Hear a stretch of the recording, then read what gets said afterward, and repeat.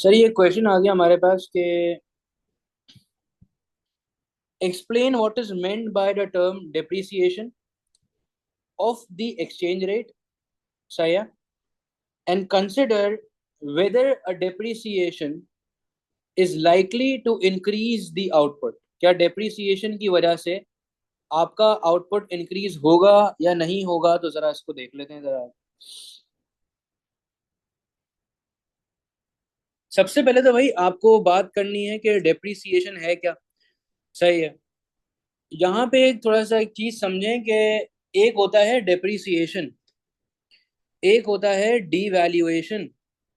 इन दोनों का मतलब सर अलग है। डेप्रिसिएशन का मतलब है कि आपकी एक्सचेंज रेट्स जो है वो कम हो चुके हैं ड्यू टू मार्केट फोर्सेस। और डीवैल्यूएशन का मतलब ये हुआ है कि करेंसी की वैल्यू गिरी है, बट किसी ने इंटरवीन किया है। और ये जो किसी जो है, ये कौन है आपका? ये आपका गवर्नमेंट है कि गवर्नमेंट के इंटरवेंशन की वजह से तुम्हारी करेंसी की वैल्यू जो है वो कम हो चुकी है। सही है। तो ये आपको जो है वो पता होना चाहिए। चलें, तो आ जाए भाई। सबसे पहले हम लोग यहाँ पे क्या करेंगे, 4A।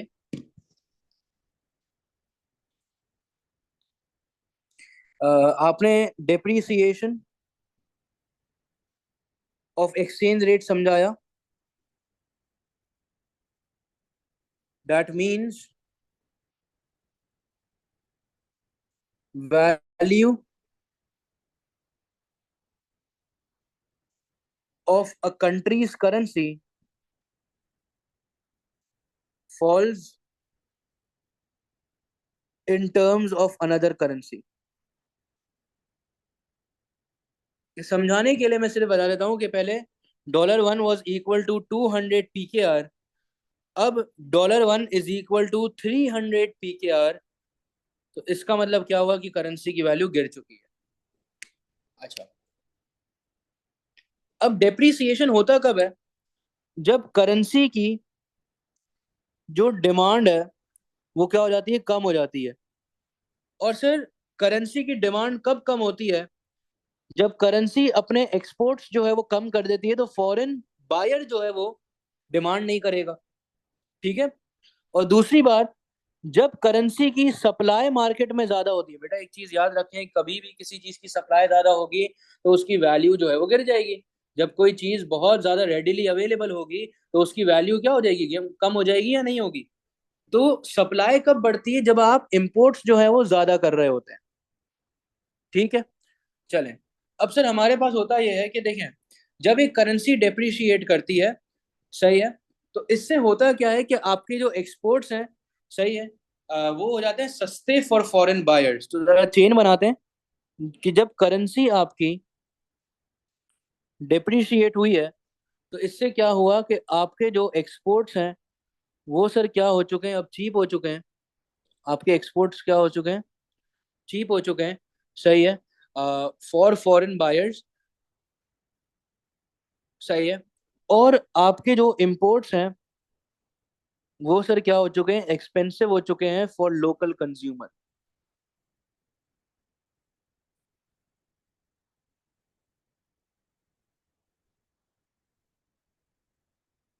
ठीक है। अच्छा, अब इस वजह से होगा पता है क्या, कि हमारे जो नेट एक्सपोर्ट्स हैं वो सर क्या हो रहे होंगे, इंक्रीज जो है वो हो रहे होंगे। ठीक है। डन।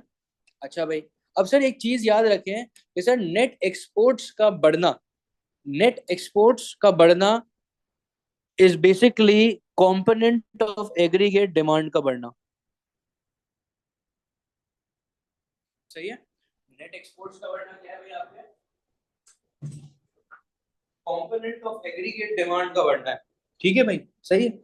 अच्छा कि भाई ये कंपोनेंट है ना भाई, एग्रीगेट डिमांड है, कंपोनेंट क्या है भाई, कंजम्पशन, इन्वेस्टमेंट, गवर्नमेंट स्पेंडिंग और प्लस नेट एक्सपोर्ट्स।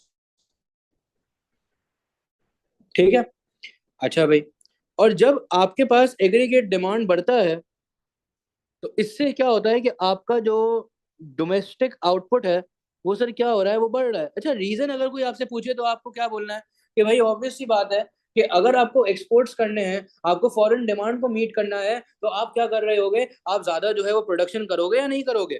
तो यहाँ पे रेफरेंस के लिए आप लोग एक कर्व बना सकते हैं। प्राइस ये आ गई आपकी real national income, aggregate demand, aggregate supply.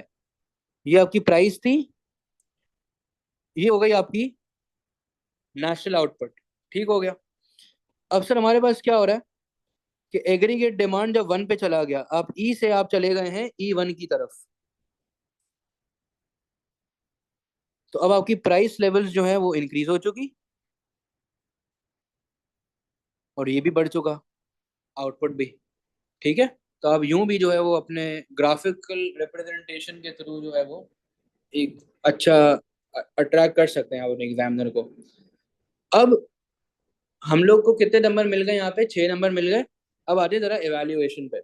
Sir evaluate हम कैसे करेंगे कि देखो यार, एक चीज याद रखो कि आप सब सही है, एग्रीगेट डिमांड बढ़ा, एक्सपोर्ट्स बढ़े, ठीक है, बट एक चीज याद रखें कि यार economy must have spare capacity. Economy must have spare capacity. अगर उनके पास स्पेयर कैपेसिटी अवेलेबल है तो ही सर क्या होगा, economy must have spare capacity in order to produce more goods and services, more goods and services to meet the rising demand।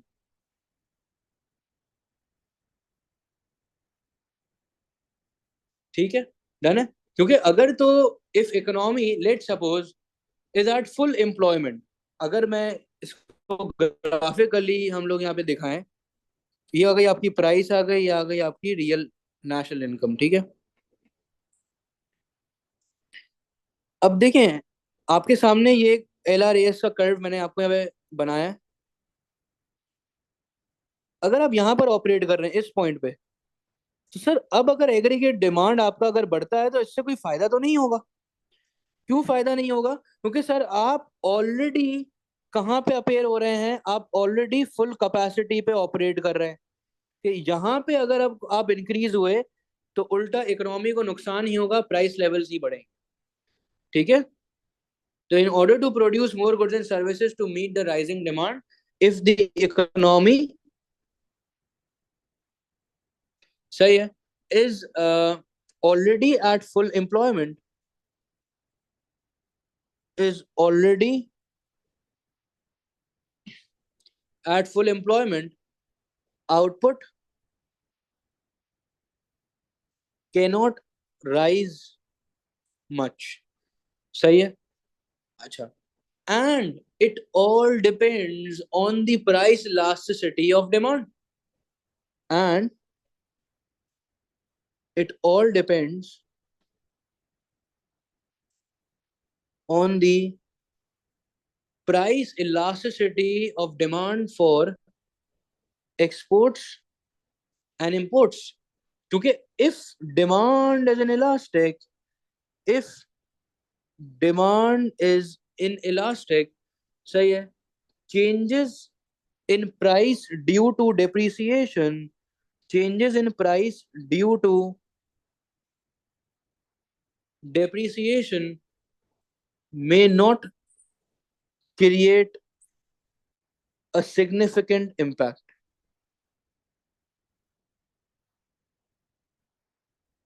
सही है। Sir this is how you will be writing your 8 marker, कि यहां तक तो आपने सिर्फ और सिर्फ कंटेंट की बात कर ली 6 नंबर की, और फिर यहाँ पे आपका आ गया इवैल्यूएशन 2 मार्कर। ठीक है। चलो, अगर यहाँ तक कोई मसला वगैरह है तो पूछना जरा भाई।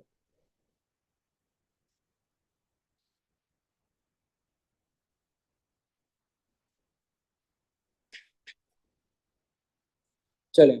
अब सर हमारे पास नेक्स्ट क्वेश्चन था, दैट वाज आपका 4B।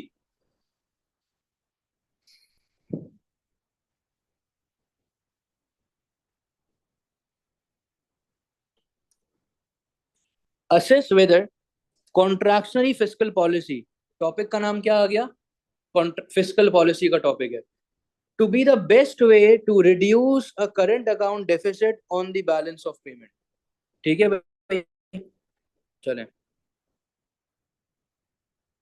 जी सर। अब यहाँ पे हम लोग जरा डिस्कस करते हैं कि सबसे पहले आपको बताना है कि करंट अकाउंट डेफिसिट है क्या। सही है, चलें आ जाए।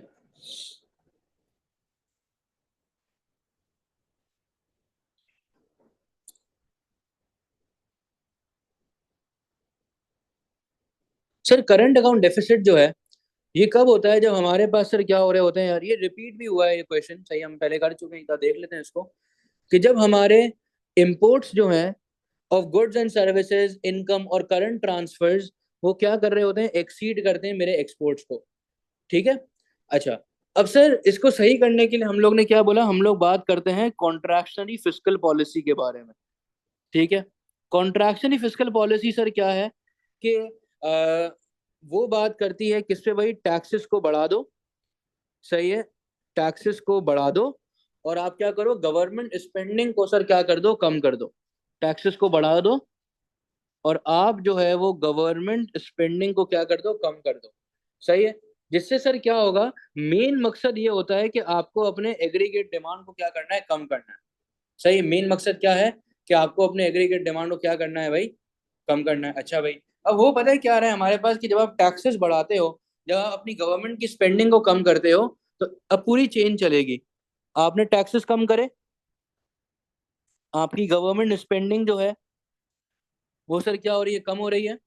इससे सर हमारे पास क्या होगा कि टैक्सेस कम हुए तो डिस्पोजेबल इनकम जो है वो हमारी कम हो रही है। ठीक है। और मैं जो है वो कंजम्पशन जो है वो कम कर रहा हूँ। सही है, कंजम्पशन कम हो रही है, मैं इंपोर्टेड गुड्स पे जो है वो खर्चा जो है वो नहीं कर रहा हूँ। सही है। जब मैं इंपोर्टेड गुड्स पे खर्चा नहीं कर रहा हूँ तो इससे हो रहा पता है क्या है हमारे पास कि हमारा जो करंट अकाउंट का जो डेफिसिट है रिड्यूस हो रहा है, हमारा डेफिसिट। सही है।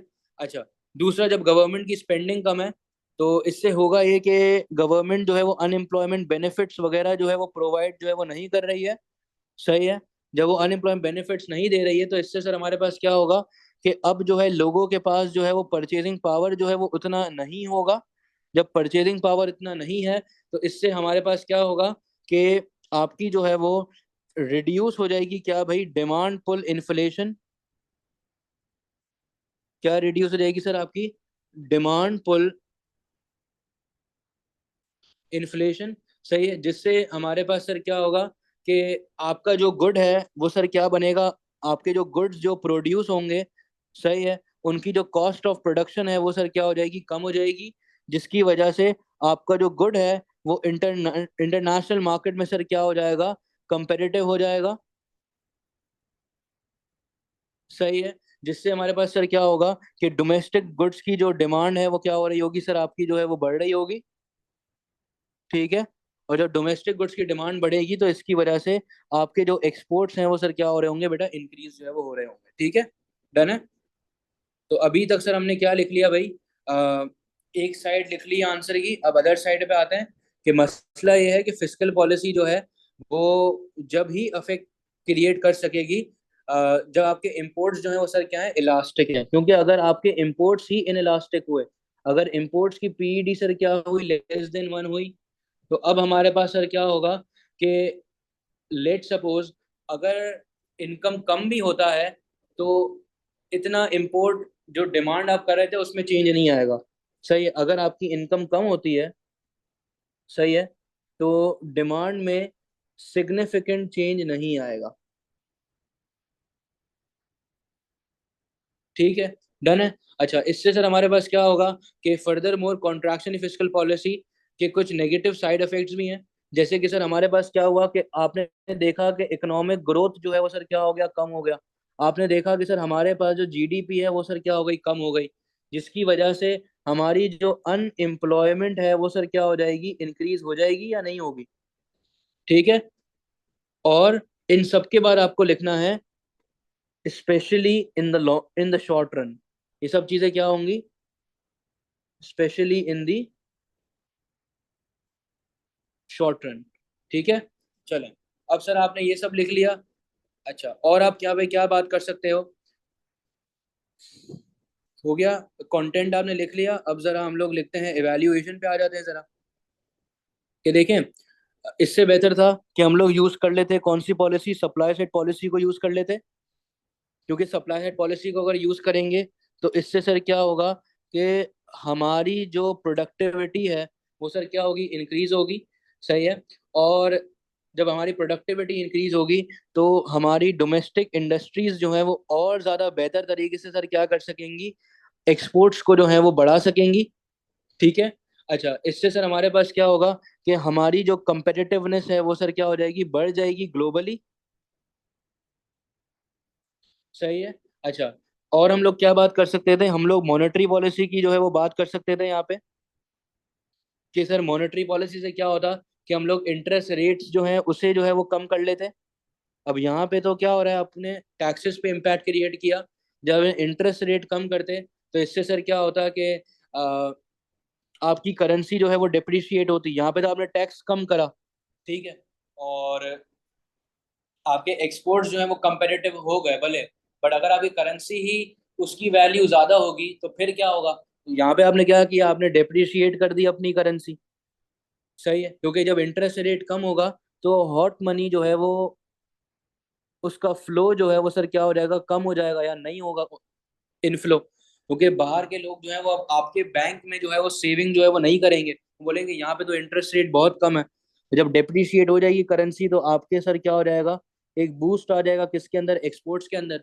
फिर डेप्रिसिएशन होगी तो आपके इंपोर्ट्स जो है वो एक्सपेंसिव हो जाएंगे। तो इंपोर्ट्स की जो डिमांड है वो सर क्या हो जाएगी, गिर जाएगी। सही है। फिर आपने ये बात करी कि सर देखें, कॉन्ट्रैक्शन फिस्कल पॉलिसी जो है, वो सर क्या करती है भाई, कॉन्ट्रैक्शन फिस्कल पॉलिसी दो एम्स को जो है वो अचीव कर रही होती है।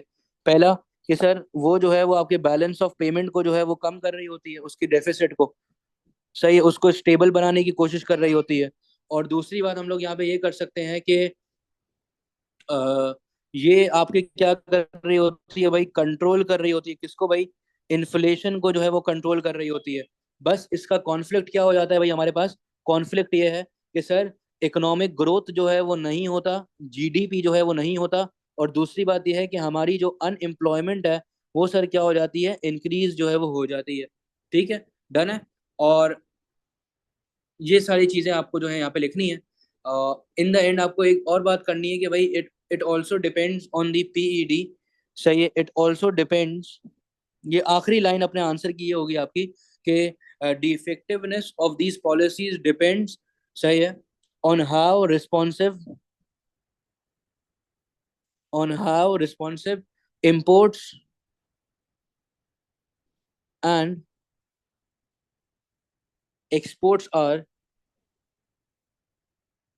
to changes in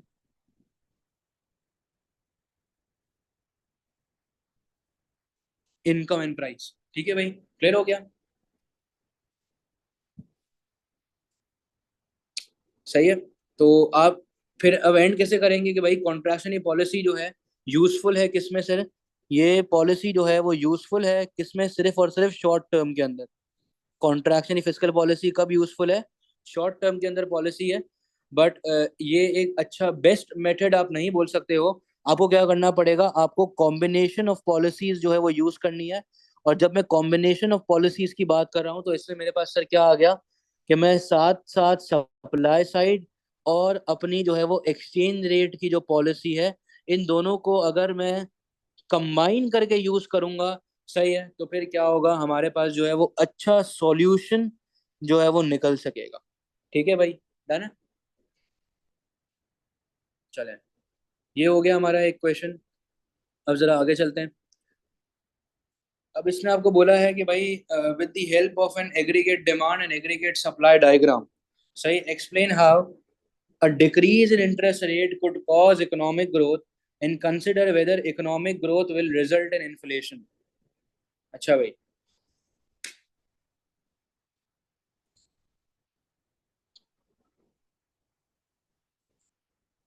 अब सर यहाँ पे आपके लिए जो है वो डायग्राम बनाना जब उसमें बोला है तो वो मैंडेटरी है। सही है। आ जाए जरा स्टार्ट करते हैं इसको।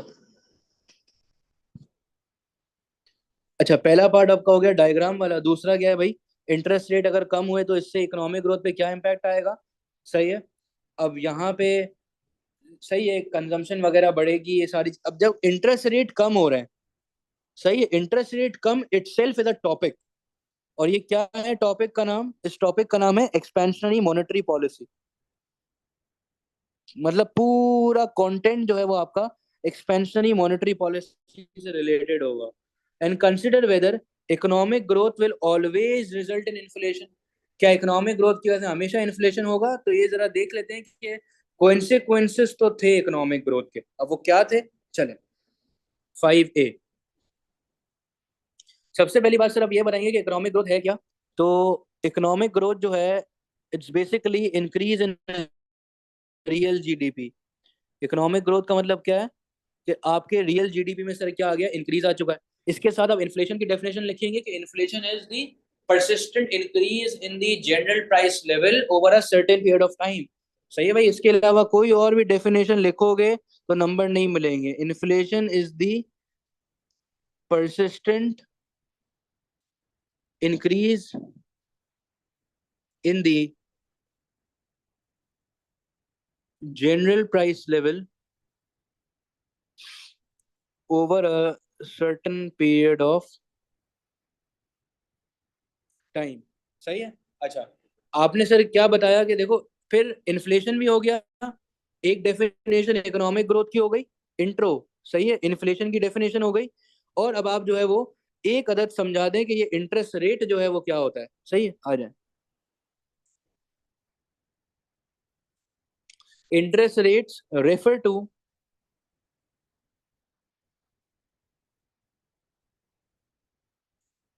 The cost of borrowing and reward for saving. Obvious सी बात है भाई कि अगर आप सेव कर रहे हो बैंक में तो आपको पैसा मिलेगा। अगर आप अगर लोन ले रहे हो, बोरो कर रहे हो, तो आपको इंटरेस्ट देना पड़ेगा, आपके लिए एक्सपेंस हो जाएगा। चलें, अब आपने क्या करा सर, एक डायग्राम ड्रॉ करनी है।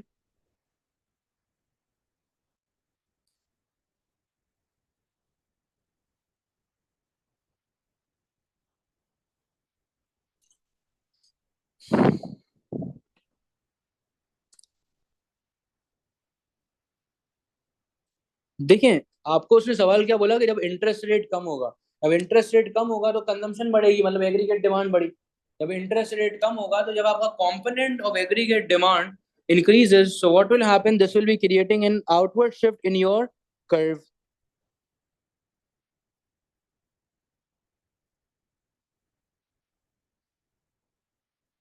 तो आपकी प्राइस तो बढ़ी, और साथ से सर क्या हुआ कि आप पहले वाई पर थे, अब आप आ चुके हैं Y1 पे आ चुके हैं, तो आपका आउटपुट भी जो है वो सर क्या हो रहा है, इंक्रीज हो रहा है। तो भाई in this diagram you can explain कि भाई इंटरेस्ट रेट के कम होने से हमारे पास सर क्या हुआ कि कॉस्ट ऑफ बोरोइंग। अब यहाँ पे ना दो चीजें, दो पॉइंटर्स निकलेंगे यहाँ पे, सिर्फ कंजम्पशन की बात नहीं, एक और भी बात आप यहाँ पे कर सकते हैं। अ, एक मैं कर्व बनाता हूँ यहाँ पे जरा, फिर मैं डायग्राम पे आता हूँ।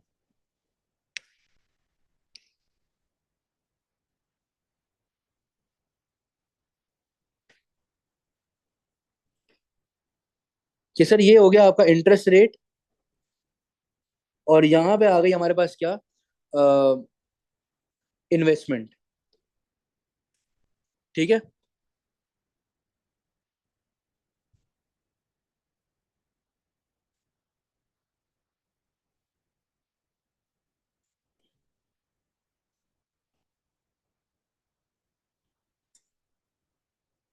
सर, जब इंटरेस्ट रेट आपका इतना था, सही है, तो आपकी इन्वेस्टमेंट जो है वो इतनी थी। जब आपका इंटरेस्ट रेट कम हुआ तो आपकी इन्वेस्टमेंट जो है वो इंक्रीज हो गई है। तो आप ये वाला कर्व भी जो है वो एक्सप्लेन करने के लिए जरा बेहतर है। ठीक है, डन है।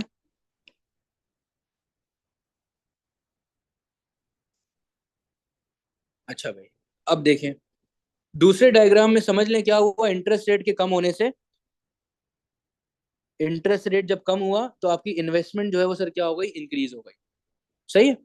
चले, अब पहले कर्व में क्या हुआ कि देखें, जब इंटरेस्ट रेट आपका कम होगा तो भाई आपकी जो कॉस्ट ऑफ बोरोइंग है वो सर क्या हो जाएगी, कम हो जाएगी। वापस से रिपीट कर रहा हूँ भाई, इंटरेस्ट, भाई यार एक मिनट, इंटरेस्ट रेट अगर तुम्हारा कम होगा तो तुम्हारी कॉस्ट ऑफ बोरोइंग क्या हो जाएगी, कम हो जाएगी, जिसकी वजह से there will be no incentive to save.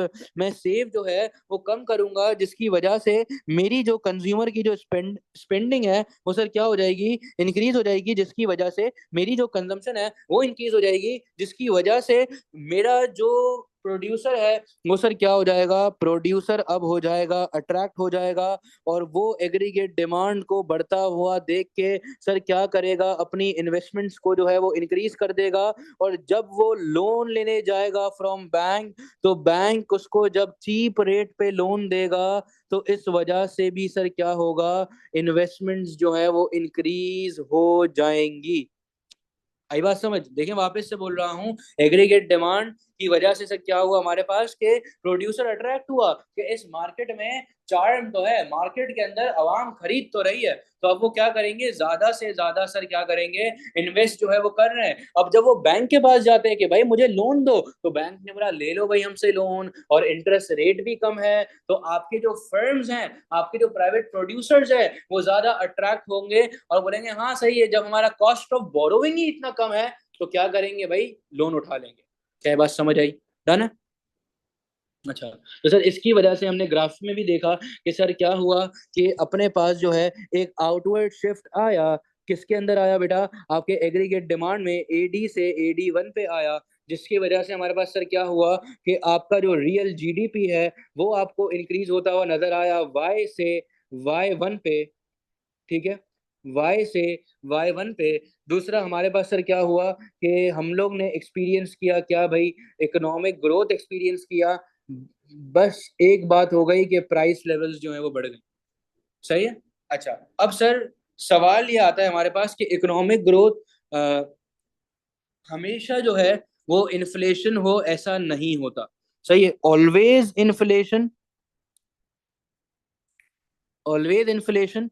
तो जरा ये बात देख लेते हैं कि देखो अगर इकोनॉमी, ये देखें ये बात तो है ना, जरा लिख लें याद कर लें, अगर economy is operating, if an economy is operating below capacity, अगर वो कैपेसिटी से अंडर ऑपरेट कर रही है, अगर उसके पास जो है वो स्पेयर कैपेसिटी की अवेलेबिलिटी है, सही है, तो अब हमारे पास क्या होगा कि अब अगर एग्रीगेट डिमांड बढ़ा और अगर आपका आउटपुट बढ़ा, तो इसकी वजह से हमारा जो है वो सिग्निफिकेंट इम्पैक्ट जो है वो नहीं आएगा ऑन द प्राइस लेवल।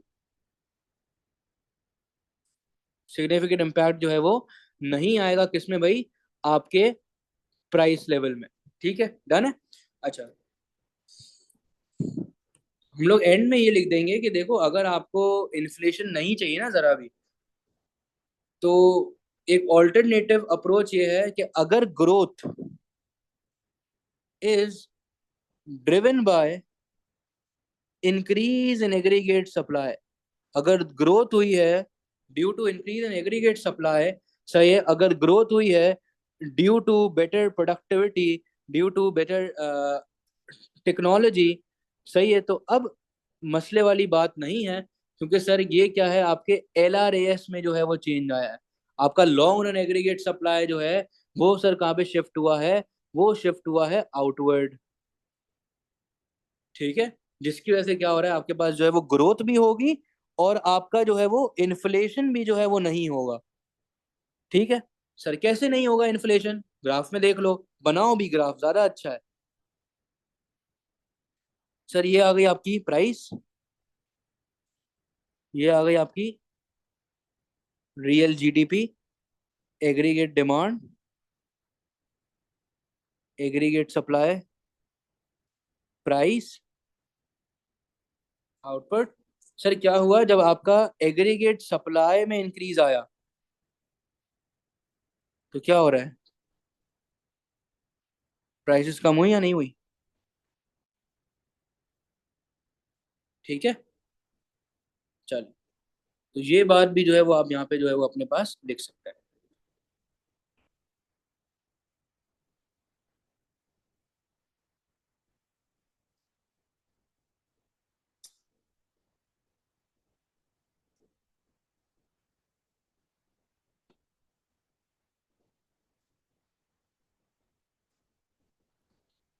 सही है, अगर आपको LRAS बनाना है तो आप LRAS बना लें।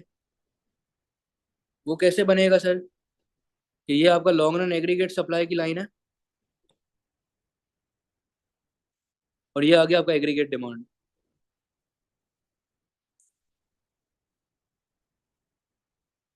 सही है, ये आ गया आपका LRAS 1। प्राइस, आउटपुट, प्राइस क्या हुआ, कम हुआ, बढ़ गया। ठीक है, तो ये ज्यादा अप्रोप्रिएट कर रहे हैं क्योंकि आप नीचे LRAS की बात कर रहे हो, तो आपने ही बता दिया। सही है, हो गया आंसर। नेक्स्ट क्वेश्चन पे आते हैं। हम्म assess whether economic growth is always been desirable for an economy।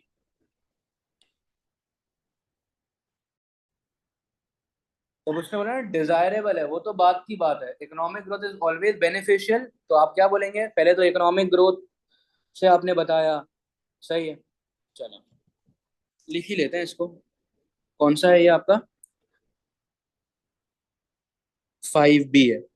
Economic growth से स्टार्ट करेंगे। Is always desirable for an economy, always है या नहीं है, ये जरा देखना पड़ेगा। आ जाए 5B। सबसे पहले डिफाइन इकोनॉमिक ग्रोथ। ये हमने ऊपर भी देखा कि sir economic growth is an increase in the output of goods and services in economy over a period of time. सही है, and it is measured by real GDP. सही है, इसके बाद आपने क्या करा, लिख लेते हैं यार, an increase in the output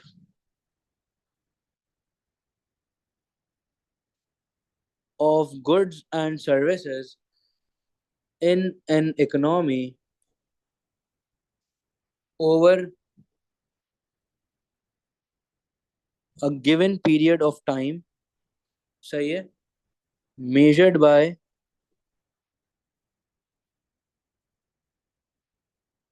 real GDP. ठीक है, अब देखिए भाई, इकोनॉमिक ग्रोथ के बहुत सारा बेनिफिट्स हैं। पहला बेनिफिट ये है कि ग्रोथ हुई, जॉब्स बढ़ी। सही है, अनएम्प्लॉयमेंट कम हो गई। सही है, दूसरी बात हमारे पास सर क्या होगा, क्योंकि यहाँ पे फर्म्स जो है वो सर क्या करेंगे, डिमांड फॉर लेबर ज्यादा करेंगे। They will be needing more workers to produce extra output, जिसकी वजह से क्या होगा कि हमारे पास जब जॉब्स होंगी तो उनके पास जो है वो इनकम जो है वो भी ज्यादा होगी। जब इनकम ज्यादा होगी तो इसकी वजह से क्या होगा, स्टैंडर्ड ऑफ लिविंग जो है वो बढ़ रहा होगा। जब इनकम ज्यादा होगी तो government will be able to generate more tax revenue. Government जो है वो ज्यादा टैक्स रेवेन्यू जो है वो जनरेट कर सकेगी। और इस टैक्स रेवेन्यू से गवर्नमेंट क्या कर सकती है, वो पब्लिक गुड्स जो है वो प्रोवाइड कर सकती है, सर्विसेज जो है वो प्रोवाइड कर सकती है, such as education, health care वगैरह। ठीक है भाई, एजुकेशन प्रोवाइड कर दिया, हेल्थ केयर पे खर्चा कर दिया, इंफ्रास्ट्रक्चर पे खर्चा कर दिया, जिससे सर क्या हो रहा है, हमारे पास जो है वो स्टैंडर्ड ऑफ लिविंग जो है वो भी बढ़ रहा है। और इंफ्रास्ट्रक्चर की वजह से जॉब्स भी जो है वो क्रिएट हो रही हैं। और सर जब ग्रोथ होगा तो बिजनेस जो इन्वेस्टर्स हैं वो भी सर क्या होंगे, कॉन्फिडेंट होंगे। सही है, बिजनेस के जो इन्वेस्टर्स हैं वो सर क्या कर रहे होंगे, अट्रैक्ट हुए हुए होंगे फ्रॉम दिस इकोनॉमी। उनका कॉन्फिडेंस जो है वो बढ़ेगा, जिसकी वजह से वो सर क्या कर रहे होंगे, फर्दर इन्वेस्टमेंट्स जो है वो कर रहे होंगे। ठीक है, और सर हमारा जो कंज्यूमर है, जब उसको भी जो है वो कॉन्फिडेंस है तो वो भी फर्दर स्पेंडिंग जो है वो कर रहा होगा।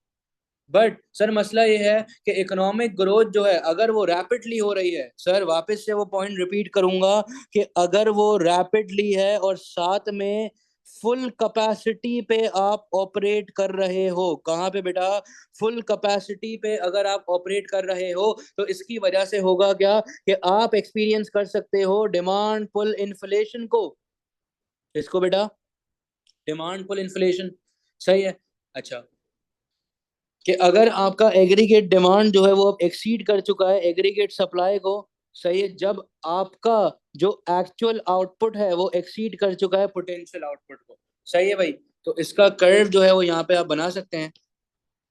प्राइस,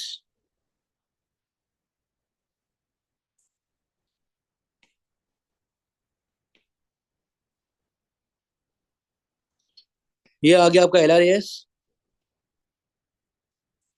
ठीक है,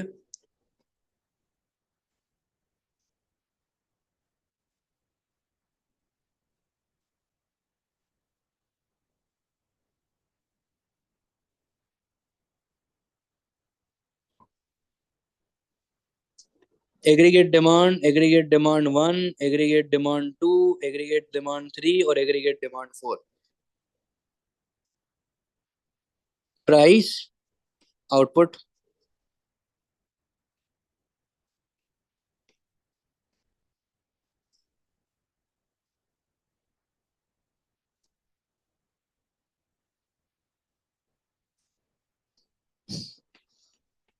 ठीक है, आपके सामने है ना सर कि क्या हो रहा है। ये जो वाई है ना, ये बेसिकली क्या है आपका, ये है आपका वाई ए। ठीक है, और ये जो आपका वाई एफ है, ये कहाँ पे होगा, ये आपका यहाँ पे है। अब आपने देखा होगा कि सिर्फ और सिर्फ क्या हो रही है, प्राइस लेवल्स जो है वो बढ़ रही हैं। ठीक है, वाई थ्री जो है वो क्या है आपका, साथ में है वाई एफ। तो अब अगर आपके सामने है कि ये जो एक्चुअल है, ये वाई ए पहले वाई ए वन हो गया, फिर वाई ए टू हो गया, फिर ये वाई ए थ्री हो गया, और ये अगर कॉन्स्टेंटली अगर बढ़ता गया और एग्रीगेट डिमांड ने एक्सीड कर दी एग्रीगेट सप्लाई को, तो सर अब तो सिर्फ प्राइस लेवल्स आपके बढ़ते रहेंगे। तो एक ये बड़ा एक मसला है, और आपको ये सही से एक्सप्लेन करना आना चाहिए। ठीक है, कि देखो भाई, कैपेसिटी का वर्ड यहाँ पे इंपॉर्टेंट है भाई। ठीक है, डिमांड पर इन्फ्लेशन का वर्ड यहाँ पे जो है वो इंपॉर्टेंट है। ये नहीं लिखोगे नंबर कटेंगे।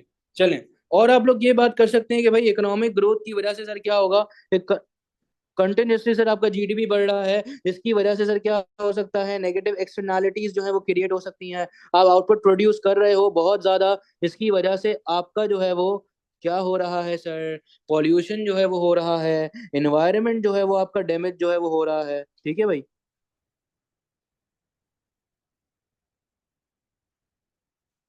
अच्छा सर, हमारे पास सर क्या हो रहा है, एनवायरनमेंट डैमेज हो रहा है। सही है, क्योंकि आपकी जो डेवलपिंग इकोनॉमीज हैं, आपकी ये जो डेवलपिंग इकोनॉमीज हैं, ये यूजुअली ये अगर इंडस्ट्रियलाइजेशन पे फोकस करके बैठे हैं, तो इनका मेन एम जो है वो इंडस्ट्रियलाइजेशन ही है। इनका मेन एम ये जो है वो सोसाइटी की कॉस्ट को कंसिडर ही नहीं करेंगे, ये इनको इग्नोर करेंगे सर। ठीक है। अच्छा, एक और बड़ा मसला ये है कि जब कंटिन्यूसली हमारे पास ग्रोथ होगी, तो इसकी वजह से इनकम इन इक्वालिटी जो है वो सर क्या हो जाएगा, हो रहा होगा। थोड़ा सा अच्छा लगने के लिए आप ये बोल देंगे कि हमारा जो गिनी कोफिशिएंट है वो सर क्या होगा, वो हो जाएगा इक्वल टू वन, सिर्फ अच्छा लगने के लिए एग्जामिनर को पता चले कि यार इसको गिनी कोफिशिएंट का मतलब भी पता है। चलें, और आप यहाँ पे ये कर सकते हैं कि सर ग्रोथ हो रही है, अनइवन डिस्ट्रीब्यूशन हो रहा है। सही है, अमंग्स द पॉपुलेशन क्या हो रहा है, अनइवन डिस्ट्रीब्यूशन हो रहा है। दूसरा, लोगों के पास जब इनकम है, जब लोगों के पास क्या है सर, इनकम है, तो वो सर क्या कर सकते हैं, वो इंपोर्टेड गुड्स से भी जो है वो खर्चा जो है वो कर सकते हैं, जिसकी वजह से आपका जो करंट अकाउंट है वो क्या हो सकता है सर, डेफिसिट जो है वो हो सकता है। तो ये कुछ पॉइंटर्स हैं, ये कुछ कॉस्ट्स हैं किसकी भाई, इकोनॉमिक ग्रोथ की। ठीक है, फिर आपने बोला कि सर इवैल्यूएशन में कि economic growth is not always desirable. सही है, इकोनॉमिक ग्रोथ जो है वो डिजायरेबल नहीं है, क्योंकि सर इसकी वजह से दो बड़े मसले जो है वो हो रहे हैं। पहला सर, एक मैक्रो इकोनॉमिक एम, इन्फ्लेशन। दूसरा, एक macro economic um, environmental protection. ठीक है, डन है। अब इसमें हमारे पास ये होता है कि आपको ये देखना पड़ेगा कि ऑब्वियस सी बात है कि डिजायरेबल नहीं है, तो मतलब सोशल कॉस्ट जो है वो ज्यादा है इकोनॉमिक बेनिफिट से, कि फ्यूचर जनरेशन्स को जो आप अभी अगर आप रिसोर्सेज जो है वो बहुत ज्यादा एलोकेट कर रहे हो, तो फ्यूचर जनरेशन्स जो है वो तो सफर करेंगी, क्योंकि उनके पास तो फिर एग्रीगेट सप्लाई होगी ही नहीं। वो तो हमेशा फुल कैपेसिटी पे ऑपरेट कर रहे होंगे। सही है। तो अब आप एक चीज लिख लें यहाँ पे, एक अच्छा पॉइंट, कि ग्रोथ, सही है, if it is not growth that is not inclusive, growth that is not inclusive and sustainable, अगर इंक्लूसिव या सस्टेनेबल ग्रोथ नहीं है, तो इससे इन इक्वालिटी क्रिएट होगी। और दूसरा पॉइंट सर क्या है, कि हमारे पास जो है वो रिसोर्स डिप्लीशन जो है वो हो रहा होगा। ठीक है। अच्छा सर, सर दूसरा हमारे पास ये है कि अच्छा, लो इनकम कंट्रीज में है, ये होगा कि फायदे भी हैं कुछ। लो इनकम कंट्रीज की अगर मैं बात करूं तो इकोनॉमिक ग्रोथ की वजह से आपकी जो पॉवर्टी है वो सर क्या हो रही है, वो आपकी रिड्यूस हो रही है। दूसरा हमारे पास ये है कि थोड़ा बहुत जो है वो इंफ्रास्ट्रक्चर डेवलपमेंट जो है वो हो रहा है, क्योंकि वहां पे तो इन्वायरमेंट तो दूर की बात है ना सर, पहले ये बेसिक नेसेसिटीज तो पूरी हो जाए। सही है। तो आप एक लाइन जो एंड में लिखोगे वो ये है कि भाई इकोनॉमिक ग्रोथ, ये लाइन के भाई पूरे नंबर है भाई। Economic growth is more desirable, economic growth is more desirable in low income countries, in low income countries than in high income nations, than in high income nations. सही है। Where quality of life is already high, where quality of life is already high, कि वो लोग जो है वो society की cost को भी जो है वो कंसिडर कर रहे होते हैं। सही है भाई, तो ये स्टार पॉइंट है, ये एंड में आपको लिखना है। जहां तक कोई मसला है तो पूछने भाई।